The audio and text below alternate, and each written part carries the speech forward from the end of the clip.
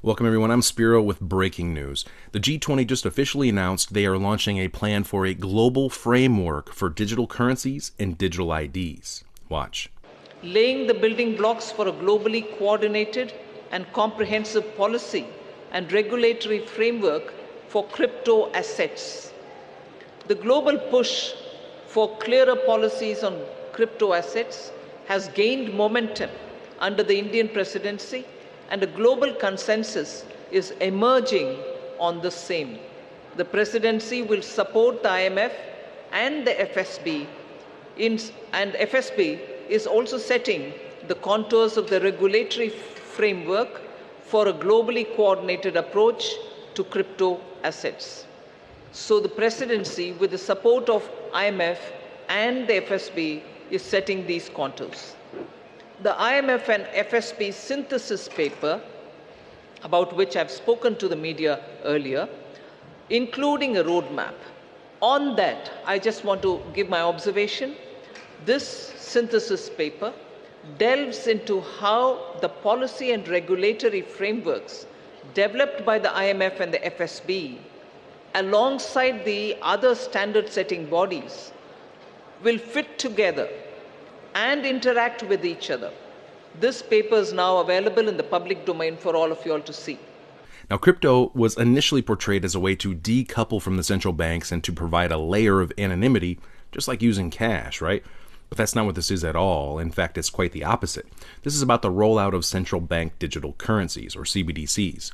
Now, the central banks have been working on this for quite a long time, and they have been partnering with governments and private corporations to usher this in. It kind of sounds like fascism, right?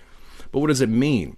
Well, we've already witnessed how the central banks have been using a debt-based system to essentially enslave entire nations, and soon they'll have the ability to monitor, regulate, and tax you into submission in every way imaginable.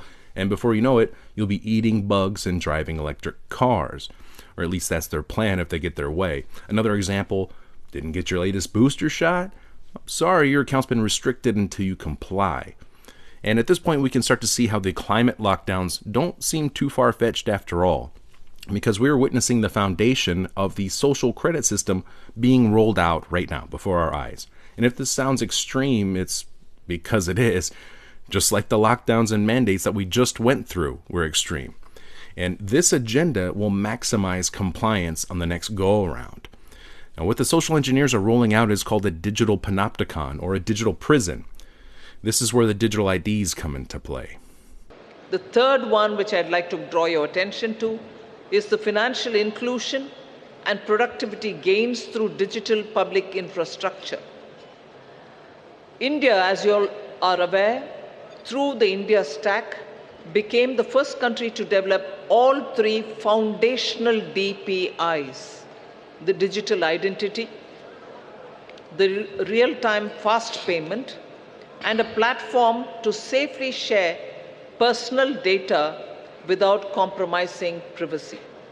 So embedded this concept in the G20 financial inclusion agenda by formulating G20 policy recommendations for advancing financial inclusion and productivity gains through digital public infrastructure.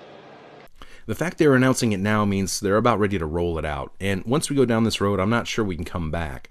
The G20 announcement also coincides with what I believe Elon Musk has planned for X, as they have recently announced they've obtained approval for payments, including cryptocurrencies, and will begin to collect users' biometric data and other personal information this month. Kind of sounds like compliance with the global digital ID agenda that was just announced at the G20, but that's just my opinion, right? Maybe, maybe not. I hate to say it, folks, but it looks like the conspiracy theorists were right again. We warned that the measures used during COVID-19 84 would be used to erect a new and improved, all-encompassing digital surveillance and police state, the likes of which humanity has never seen. And here it is. It's disguised as a solution, as progress, as inclusion, so no one's left behind. Because at the end of the day, we will all be slaves under this new system of control.